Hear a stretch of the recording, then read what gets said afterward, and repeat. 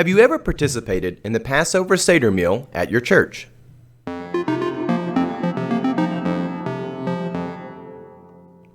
We are going to learn a little about the Seder Meal and why it is important to Christians. This meal is a part of the Passover festival in the Jewish tradition.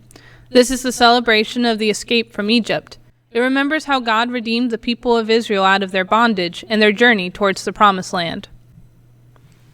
For Christians, the celebration includes Jesus sitting down with his disciples to celebrate the festival and instituting what we now call the Lord's Supper.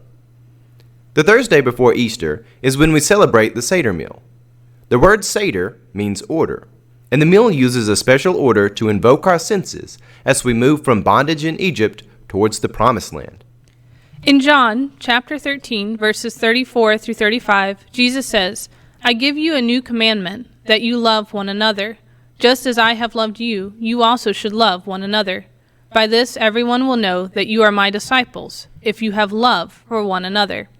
The Seder helps us celebrate God's great love for us, the love that redeemed Israel from slavery, the love that sat down with those who would betray him and wash their feet, and the love that continues to call us towards salvation and healing. The Seder meal has special preparations before the meal starts. Families take time to clean the house of all leavened bread, because leaven is often used as a symbol for sin in the Bible. The items you need for the Seder are 3 pieces of matzah, or saltine crackers, grape juice, cherasset, or applesauce, horseradish, salt water, a boiled egg, a bland, tasteless vegetable like parsley or celery, a bitter herb that you don't eat, a lamb bone, a candle, and the Seder plate. The minimum would be the saltine crackers, grape juice, applesauce, horseradish, a vegetable, salt water, a boiled egg, and a candle. A special seat is made for the prophet Elijah.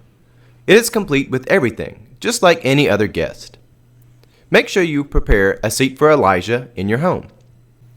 The Seder meal opens with a prayer, along with the tradition where the women of the household light candles to signify the holiness of the event. Throughout the meal, participants will drink 4 cups and taste special foods that illuminate the plagues that came against Egypt in the book of Exodus. There will be blessings, readings, and a variety of interactive elements that get the whole family involved in the story of the Exodus. All of your senses are meant to be invoked during the Seder, so that you can fully appreciate the plight of the Israelites as they fled from Egypt. As the Seder meal draws to an end, it is traditional to close by saying, "Next year in the New Jerusalem, next year may we dwell in peace." The Seder may seem a little strange at first, but it is wonderful to be connected to Christ and the people of God throughout history by participating in the tradition of our ancestors.